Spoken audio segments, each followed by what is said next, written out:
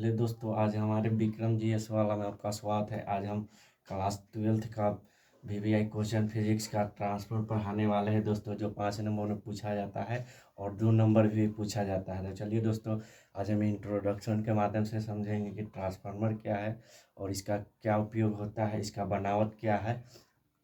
दोस्तों, सबसे फिगर समझना सबसे आसान काम है। फिगर समझ जाइएगा दोस्तों, अब इसको पूरा लिख दीजिएगा, कुछ नहीं है लिखना, चुटकी का कमाल है दोस्तों। तो चलिए दोस्तों, हम आज समझाते हैं ट्रांसफार्मर क्या है। वीवीआई क्वेश्चन है दोस्तों, बिहार बोर्ड के लिए।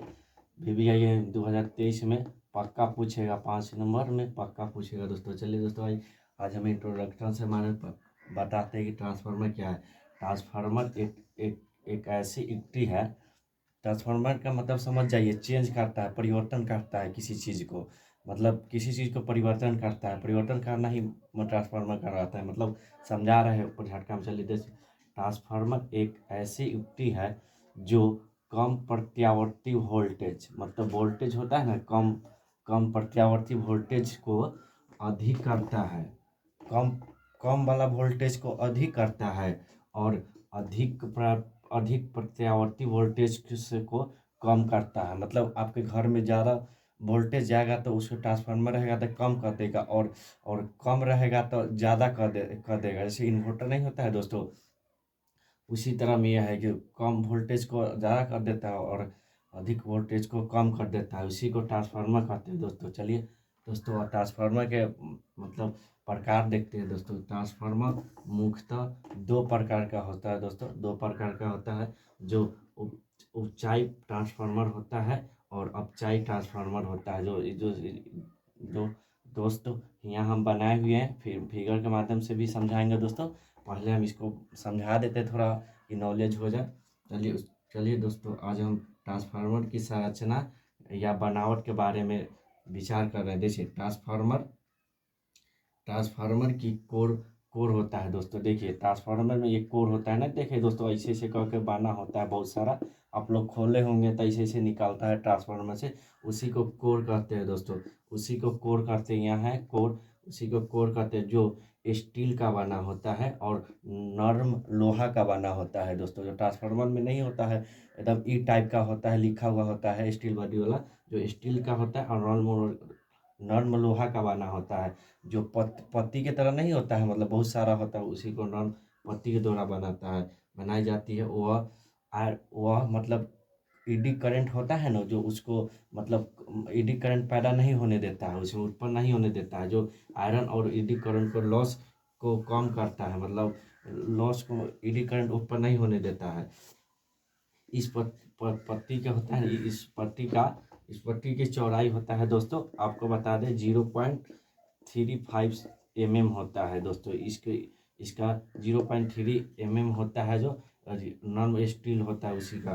चलिए, और इसका 0.25 से लेके 0.75 तक होता है, मतलब कोर का चौड़ाई जो ट्रांसफार्मर को ईडी करंट से बचाता है। और ट्रांसफार्मर में इसमें तेल भरा जाता है दोस्तों, इसमें तेल भरा जाता है क्योंकि उसमें ईडी करंट उत्पन्न नहीं होगा। अगर तेल नहीं भरा जाएगा तो ईडी करंट उत्पन्न होगा दोस्तों। उसमें खाली जगह रहता है ना, इसमें खाली जगह को भरने के लिए इसमें तेल को भरा जाता है दोस्तों।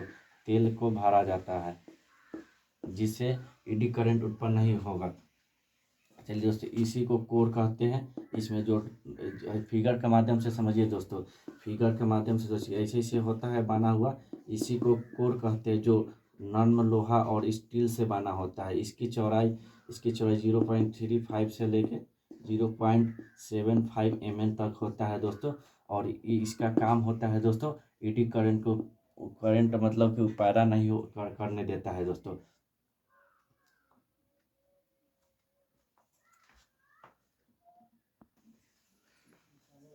चलिए दोस्तों, आज हम फिगर के माध्यम से ट्रांसफार्मर पढ़ेंगे दोस्तों। देखिए, एक कोर होता है, ये वाला देख रहे हैं दोस्तों, ये कोर होता है, कोर होता है जो स्टील का बना होता है और रॉड में लोहा का बना होता है। ट्रांसफार्मर खोलते हैं तो इस टाइप का होता है ना दोस्तों। इसको कोड फिगर के माध्यम से समझ जाते हैं, इसका कार्यविधि मतलब बनावट को, इस संरचना को समझ जाते हैं। ये सब देखते हैं ना, ये कोर होता है दोस्तों जो स्टील बॉडी और रॉड लोहा का बना जाता है। इसीलिए बनाया जाता है दोस्तों क्योंकि ईडी करंट पैदा नहीं होता है दोस्तों। ईडी करंट पैदा क्या होता है, जो मतलब वोल्टेज को नहीं, मतलब ओरिजिनल वोल्टेज को नहीं आने देता है, इसी के लिए ईडी करंट उत्पन्न हो जाता है। इसी के लिए रोकने के लिए इसको कोर का उपयोग किया जाता है जो स्टील या नॉन लोहा का बना होता है। इसकी चौड़ाई दोस्तों 0.35 से लेकर 0.75 mm तक होता है दोस्तों। ये मतलब ईडी करंट को उत्पन्न नहीं होने देता है दोस्तों। और ट्रांसफार्मर में इस खाली जगह जो बचता है दोस्तों, उसमें जो खाली तो उसका थेना का तेल भर दिया जाता है दोस्तों। इससे तो हो ही जाता है, और जो बाकी जगह में मतलब ट्रांसफार्मर के भीतर जो जगह खाली बचता है उसमें तेल भर दिया जाता है दोस्तों, जिससे ईडी करंट उत्पन्न नहीं होता है दोस्तों। चलिए दोस्तों, अब ट्रांसफार्मर का सिद्धांत एवं कार्य विधि को समझेंगे दोस्तों। उससे पहले हम समझा रहे हैं दोनों बनावट और इसका ट्रांसफार्मर के बारे में समझाएं। अब ट्रांसफार्मर का सिद्धांत एवं कार्य की विधि के बारे में समझ जाइए दोस्तों।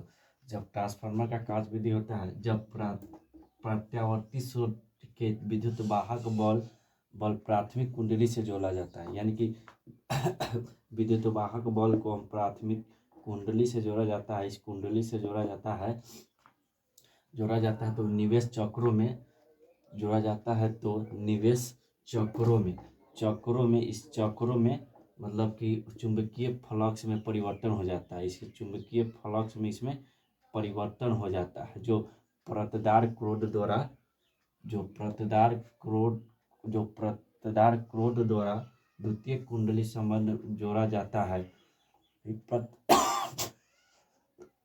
जो प्रतदार क्रोध है ना, इसमें कुंडली में संबंध जोड़ा जाता है, इसमें जोड़ा जाता है दोस्तों। प्रतदार क्रोध द्वारा इसमें जोड़ा जाता है, कोर वाला में जो परावर्ती विद्युत बल उत्पन्न करता है। इसमें जो इस जोड़ने से प्रत्यावर्ती क्रोध में जोड़ने से प्रत्यावर्ती बल उत्पन्न होता है। इसमें प्रत्यावर्ती बल उत्पन्न होता है, जो दोनों कुंडली चुंबकीय फ्लक्स में लपेटों की संख्या समानुपात होती है। इसमें कुंडली में चुंबकीय फ्लक्स में होता है ना, चुंबकीय फ्लक्स में जो लपेटा जाता है उसकी संख्या समान होती है, समानुपाती होती है दोस्तों, समानुपाती होती है।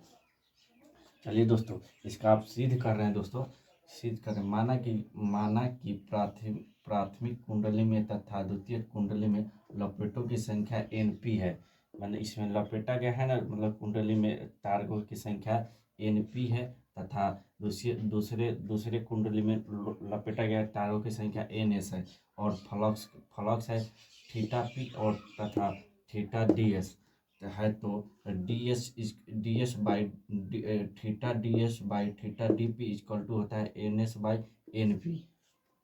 इसलिए theta DS equal to NS by NP।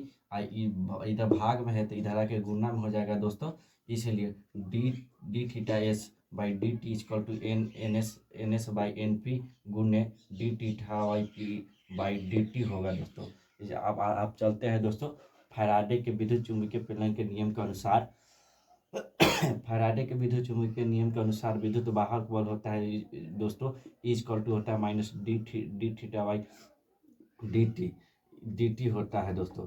इसलिए माना कि ई तथा ई क्षण प्रत्यावर्ती तथा विद्युत कुंडली प्रेरित बल है। क्षण मतलब कि तनिका देर के लिए, एकदम 1 सेकंड के लिए ई तथा ई क्षणिक प्रवर्ती विद्युत है बल है। इसलिए इसमें कुंडली उत्पन्न प्रेरित बल होगा E P equal to D theta by D T तथा D S by D theta by D T. इसे समीकरण 1 ई है दोस्तों, समीकरण 1 से E S equal to NS by NP गुण AP। चलिए दोस्तों, आई होप आपको पूरा समझ में आ गया होगा। इतना लिख दीजिएगा दोस्तों, आपको 5 नंबर मिल जाएगा। BBI इसमें से 1 नंबर भी नहीं कटेगा दोस्तों, 5 नंबर इतना लिख दीजिएगा। कोई नहीं दोस्तों, सीधे मतलब आप तो समझाइए दिए हैं, मतलब जब किसी आप फिगर के माध्यम से समझा देंगे दोस्तों। जब प्रत्यावर्ती स्रोत को विद्युत वाहक बल से प्राथमिक कुंडली से जब किसी विद्युत वाहक बल को समझ आइए दोस्तों, विद्युत वाहक बल है और इससे जोड़ेंगे ना प्राथमिक कुंडली से में कुंडली, तो उसमें इसमें जोड़ेंगे ना चुंबकीय फ्लक्स में परिवर्तन हो जाएगा।